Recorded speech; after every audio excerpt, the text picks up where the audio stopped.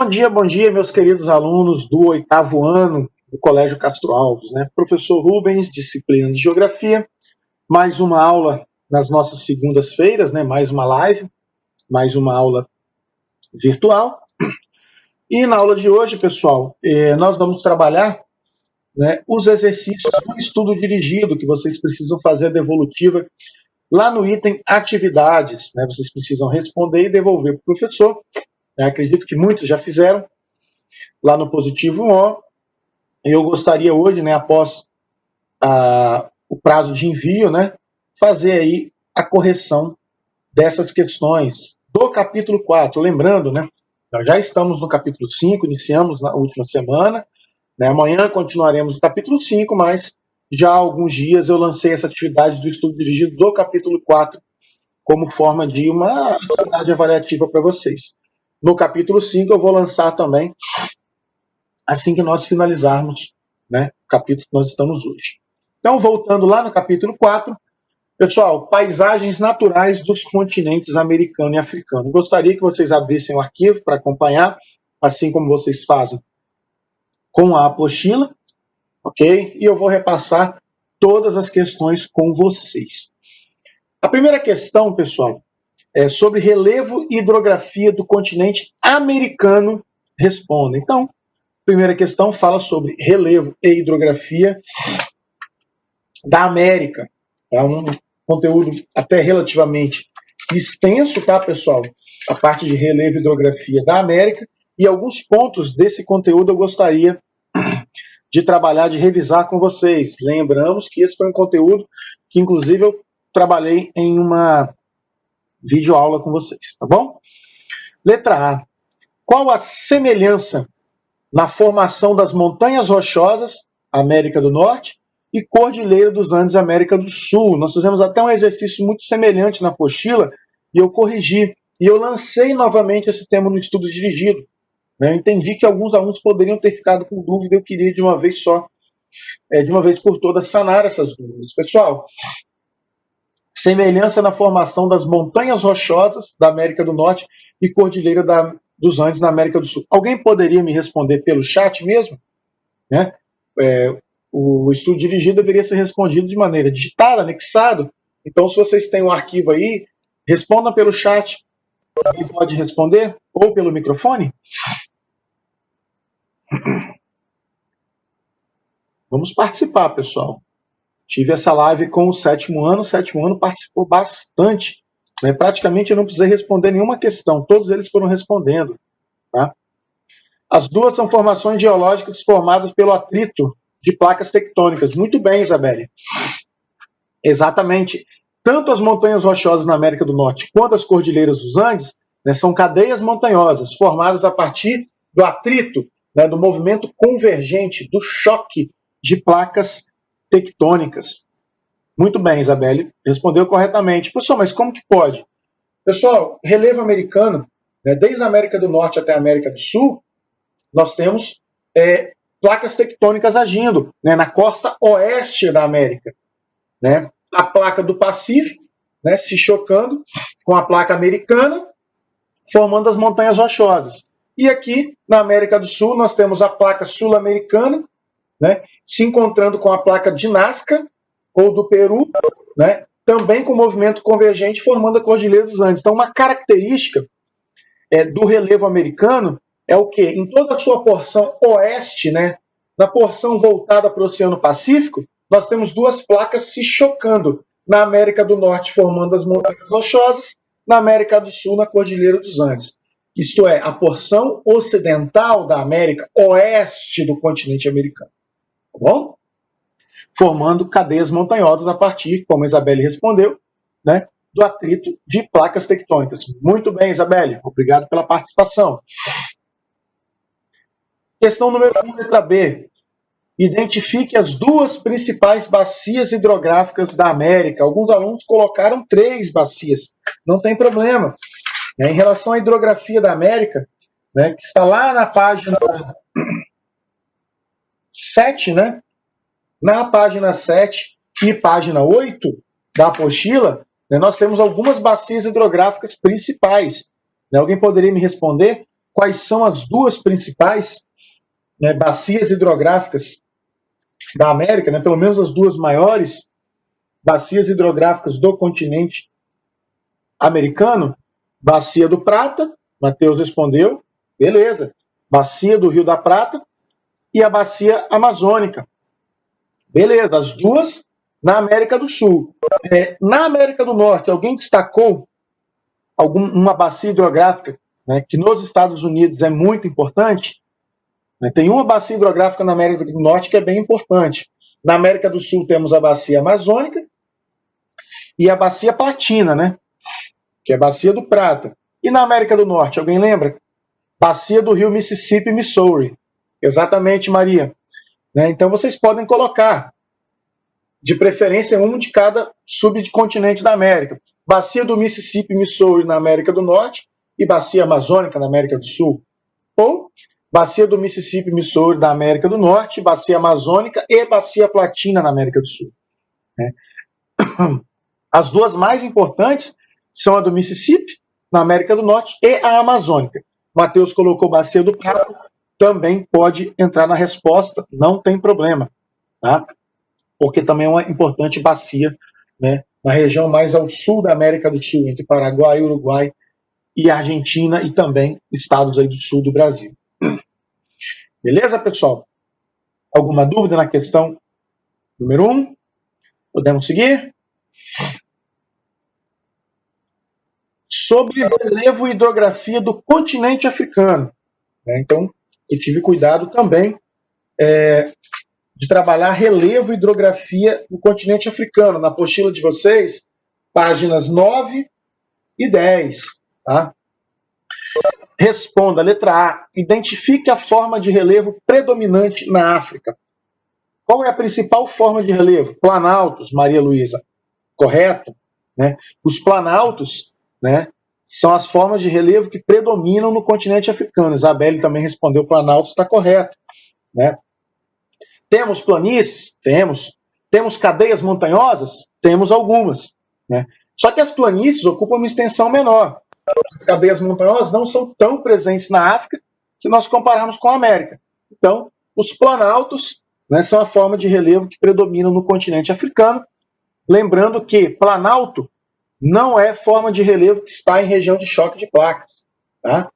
As cadeias montanhosas se formam pelo choque de placas. Os planaltos já se formaram, né, em eras geológicas muito passadas, e hoje não são formas de relevo que não estão mais próximas aos limites das placas.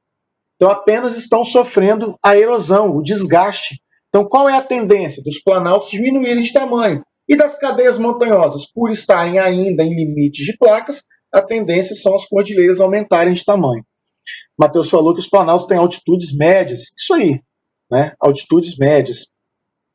Arthur, você perguntou se eu estou corrigindo o estudo dirigido. Arthur, já há mais de 10 minutos, tá? Eu estou corrigindo o estudo dirigido, tá bom, Arthur? Já desde o início da aula, ok? Estou na questão 2, letra A. Vamos para 2, letra B. Caracterize a bacia hidrográfica do Rio Nilo. Por que, professor, que você colocou como destaque da questão 2, letra B, a bacia hidrográfica do Rio Nilo? Porque, né, é uma das principais bacias hidrográficas do continente africano. A bacia do Rio Congo também é importante? É, mas a do Rio Nilo é a mais extensa, né? O segundo rio mais extenso do mundo, atrás apenas do Rio Amazonas. Né? Isabelle, Rio Nilo mais extenso do mundo, situado no nordeste do continente africano. Sua nascente está a sul, né, da linha do Equador e sua foz ocorre no mar Mediterrâneo. Beleza, Isabelle. Né? Uma outra característica importante do Nilo, Isabelle, corta uma grande área de clima semiárido e desértico. Tá? Então é um rio perene, né, um rio permanente que corta uma grande área de clima semiárido e desértico. Tá, Isabelle? Então, inclusive as águas do Nilo servem, né, para irrigação de cultivos agrícolas ao longo do seu trajeto, principalmente chegando ao Egito. Beleza? Ele é o único rio do mundo que consegue cortar o imenso deserto de Saara inteiro. Exatamente, Júlio. Né? É isso aí, galera. O Rio Nilo é um rio caudaloso, Maria Eduarda, está localizado no continente africano. Sua bacia hidrográfica abrange cerca de 10 países, exatamente. Muito bem. Sua nascente é em Uganda, sua foz é no mar Mediterrâneo. Parte do Nilo passa pelo deserto de Saara. Bem tranquilo, né, pessoal? Na página 10 da apostila, vocês têm aí alguns parágrafos que falam aí sobre a importância do Rio Nilo. Vocês também poderiam pesquisar além da apostila para responder essa questão.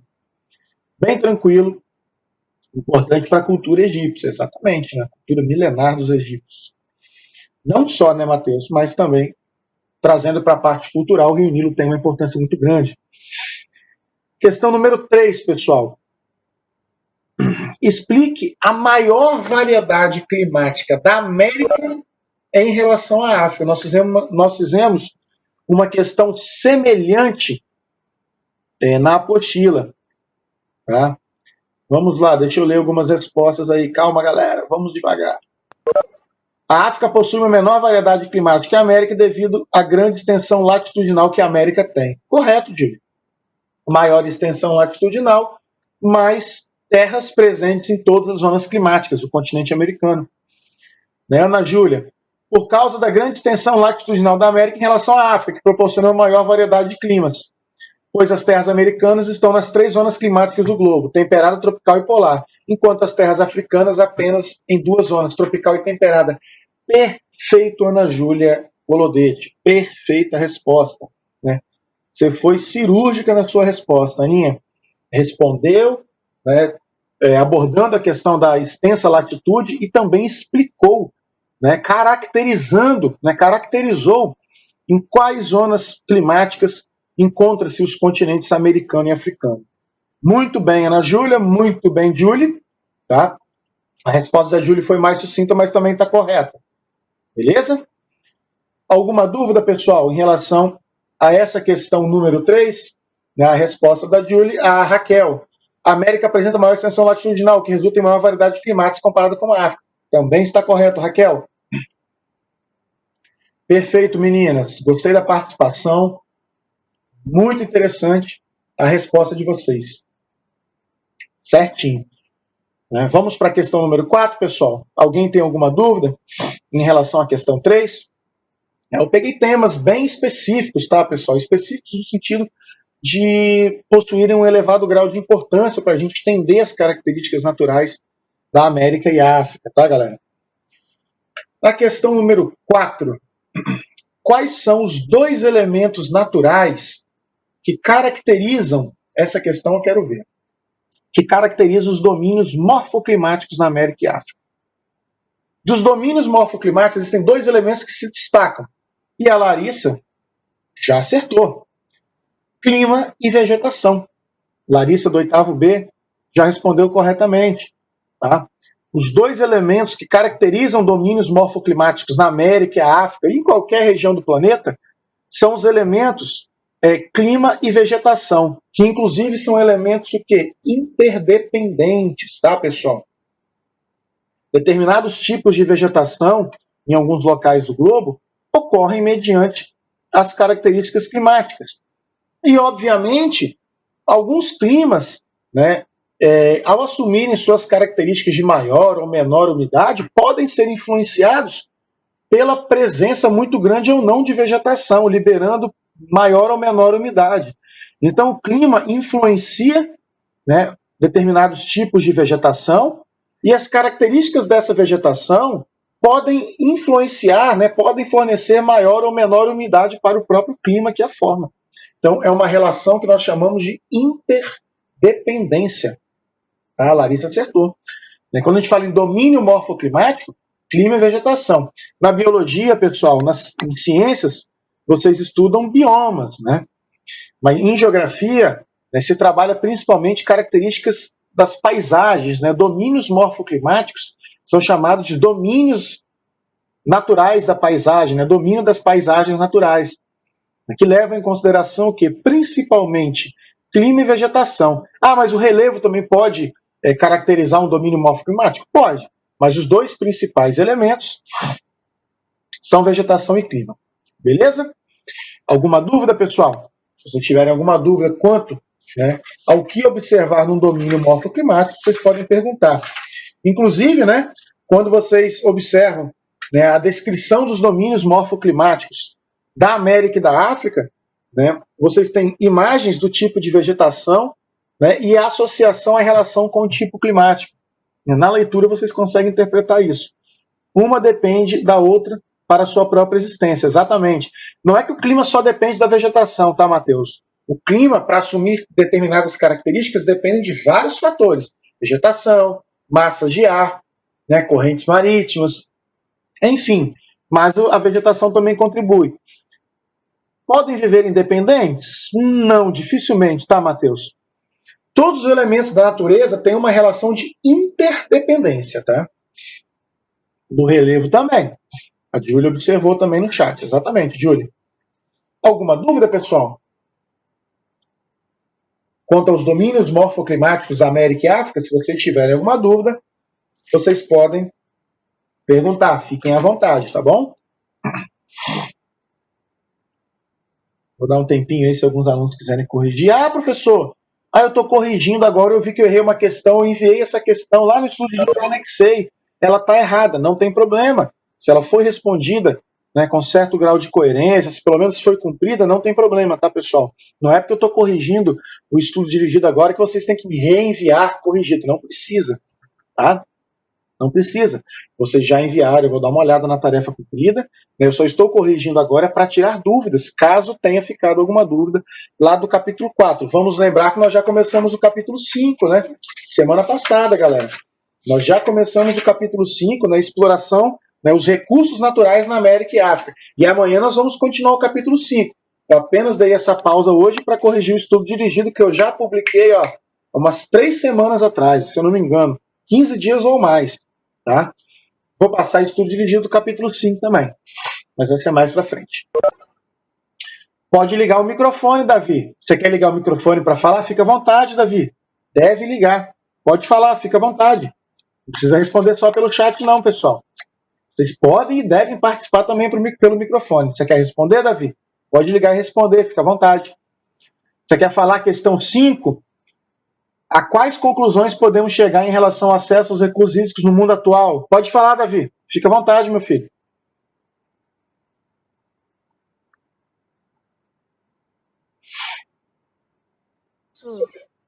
Oi.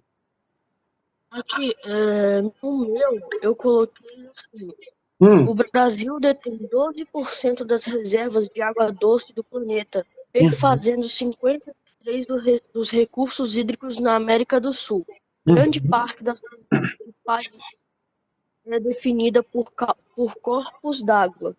São 83 rios fronteiriços e transfronteiriços, além de bacias hidrográficas e de aquíferos.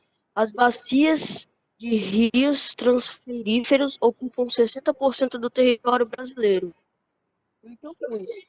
Ok. Você fez um recorte mais voltado ao Brasil, que é um país da América.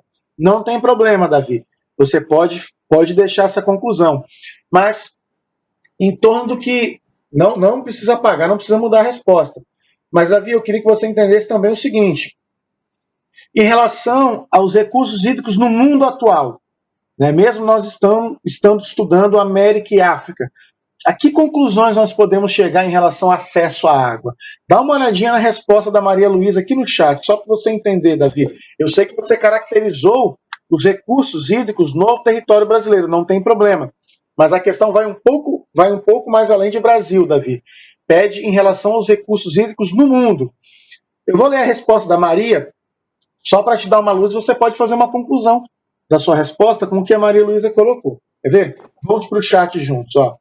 Podemos concluir que existe uma grande desigualdade na distribuição de água no planeta. Isso a gente comentou na aula retrasada. Né? Na aula passada. Não, na aula retrasada, desculpa. E a África é um dos continentes que mais sofre com a seca e com conflitos por recursos hídricos. Já a América, principalmente a do Sul, é muito privilegiada em relação à abundância de água, principalmente na região amazônica. Certo, Maria Luísa? O que eu quero que vocês entendam dessa questão número 5? A questão da desigualdade de acesso à água. a América com uma maior abundância e a África com uma menor abundância. Mas mesmo dentro da América, né, nós vimos que, até mesmo em áreas urbanas, nós temos problemas de acesso à água tratada. Né, água tratada e tratamento de esgoto. Até mesmo em países mais desenvolvidos da América, né, nós temos esse problema. Então imagine no continente africano, que é um continente, no geral, relativamente mais pobre que o americano. Né? Então a resposta da Maria Luísa é bem interessante. Deixa eu dar mais uma olhadinha. Matheus, você quer falar? Pode falar, Matheus. Depois eu vou para o Arthur. Ei, eu aqui. Fala de novo, tá ouvindo? Tá me escutando? Tô, pode falar, Matheus.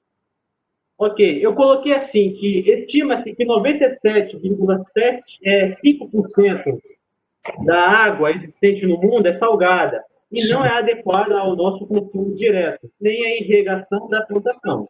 Uhum. Dos 2,5% de água doce, a maior parte, 69,0% é de difícil acesso, onde está concentrada nas geleiras, e 30% são águas subterrâneas, armazenadas em aquíferos, como o que tem na Amazônia. E 1% encontra-se nos rios. Logo, o uso desse bem precisa ser pensado para que não prejudique nenhum dos diferentes usos que ela tem para a vida humana, seja ela para consumo, alimentação, ou até mesmo para, como por exemplo, a mãe lavar o uniforme do filho da escola. Muito bem, Matheus. Você abordou a questão, né, da pouca disponibilidade de água doce e potável no planeta. Está correta sua resposta, tá bom, Matheus? Muito obrigado. O Arthur Dias colocou aqui no chat: em alguns lugares a água chega, em outras não, pois muitas guerras, como por exemplo na África, dificulta o acesso aos recursos hídricos. São coisas que acontecem e são coisas que não acontecem na América e Europa. Beleza, Arthur, está correta, né? O continente africano tem uma maior dificuldade de disponibilidade de acesso à água, principalmente porque a África também possui regiões, né, de clima árido e semiárido com grande extensão, e a questão das guerras que dificultam também o acesso à água, né, que prejudicam essa população. Também está correto, Arthur. Gostei de sua resposta. Tá? Então é isso daí, pessoal. Entendeu, Davi? Ótimo. Essa é a situação que nós devemos abordar, né? Como o acesso à água ele acontece de maneira desigual. Eu gostaria de chamar a atenção nessa questão 5, pessoal. Na apostila de vocês, eu gostaria que vocês abrissem, né, a apostila lá na página 18, né? Vamos para a apostila agora rapidinho, que eu quero chamar a atenção de vocês em relação a esse tema. Lá na página 18 e 19, vocês têm esses dados, né, que o Matheus leu na sua resposta para nós, né, de dificuldade de acesso à água. Só que eu gostaria de chamar a atenção de vocês no finalzinho da página 19, porque fala sobre dificuldade do acesso à água potável no Brasil. Na última linha lá, ó, também no Brasil essa situação ocorre em grandes centros urbanos. Cidades, né, bem desenvolvidas como São Paulo, Salvador e a capital Brasília sofrem com o problema de acesso à água. Tá? E a gente pode concluir, né, isso lá na página 22, ó, no primeiro parágrafo da página 22. Ó, um problema comum, né, na África e na América Latina é o acesso à água potável por todos os segmentos da população, né, principalmente em populações que sofrem com a pobreza e desigualdade. Pessoal, tanto na África quanto na América, e eu falo mais de América do Sul, né, de Brasil principalmente, e também grandes cidades do continente africano, de países africanos, as grandes metrópoles, sofrem com a falta de saneamento. Né? Muitos bairros periféricos, né, favelas, não conseguem receber água tratada, muito menos tratar o esgoto para devolver aos mananciais. Então, não é somente, quando a gente fala em dificuldade de acesso à água, galera, não é somente a falta d'água em si, mas a dificuldade de acesso à água potável, né, água tratada. Porque em muitas regiões a população tem acesso à água, mesmo que dificultado, mas a água ela não é tão própria para o consumo. né? Na América e na África, nós temos muitas áreas, não só rurais, mas também urbanas, né, nas grandes metrópoles, em que a população sofre com a falta de água potável e sofre com o baixo índice de tratamento do esgoto, tá, galera? E isso acaba por gerar um problema muito grave, que é o quê? A poluição dos mananciais, agravando a pouca disponibilidade já existente de água potável, tá, galera? Então é muito importante que vocês entendam sobre isso. O Caio colocou, professor, é possível transformar água salgada em água doce? Caio, é possível, existem tecnologias, porém, Caio, é muito caro, tá? É muito caro para que a água salgada seja dessalinizada para o consumo humano. Ainda é muito caro, né, e pouco rentável, né? A intenção é que nós preservamos cada vez mais, né? O intuito é de nós preservarmos cada vez mais os nossos mananciais para não sofrermos e não precisarmos recorrer à dessalinização da água. A Júlia tem uma dúvida aqui, ó. Professor, eu tenho uma dúvida. Cavar poço nas casas é uma atividade legal? Júlia, o correto é você comunicar, né, à Secretaria de Meio Ambiente, aos órgãos ambientais competentes, para você regularizar esses poços artesianos.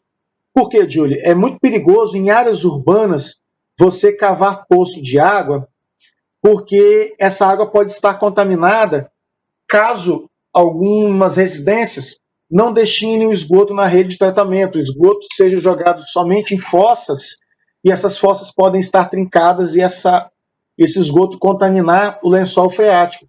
Em área urbana, é muito complicado você cavar poço para consumir essa água. Você pode até cavar um poço, né, para utilizar essa água para lavar suas calçadas, né, uma limpeza mais bruta. Mas para o consumo é muito preocupante, porque a gente sabe, né, que nem todas as residências ligam o seu sistema de esgoto na coleta de esgoto dos municípios, né, da cidade. Então isso pode contaminar a água. Você pode sim cavar o poço. Muita gente cava sem autorização, mas o correto seria você comunicar, né, ao órgão ambiental responsável, se eu não me engano, eu acho que não é o INCAPEL, acho que é o IDAF aqui no Espírito Santo, você comunicar, né, uma escavação de água de poço artesiano, até para que seja autorizada e seja informado a você se existe o risco de contaminação dessa água que você venha utilizar, principalmente na área urbana, entendeu, Júlio?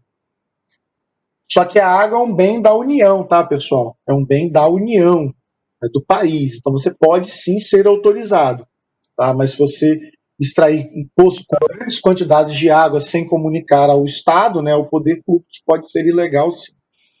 Entendeu, Júlio? Creio que só é permitido em sítios e fazendas. Geralmente isso acontece mais em sítios e fazendas, porque a qualidade da água tende a ser melhor, né? Menor a probabilidade de contaminação por esgoto doméstico. Entendeu, Matheus? Pode. É permitido, Júlio? Você pode receber a permissão, como você pode ter essa permissão negada. Você pode ser autorizado ou não, depende das circunstâncias, depende da região em que esse poço foi escavado. Beleza, Júlio? Laís, pode entrar de novo, não tem problema. Bom? Muita gente faz quando tem piscina, exatamente, né? Porque pagar água da Cesam para encher piscina ficaria muito caro. Então isso acontece também, tá, Júlio? Isso acontece. Beleza? Ó, o Arthur Dias publicou aqui, ó. O custo médio da água dessalinizada ao redor do mundo começa em $2, cerca de R$8 um metro cúbico. Bem caro, né, Arthur? Bem caro.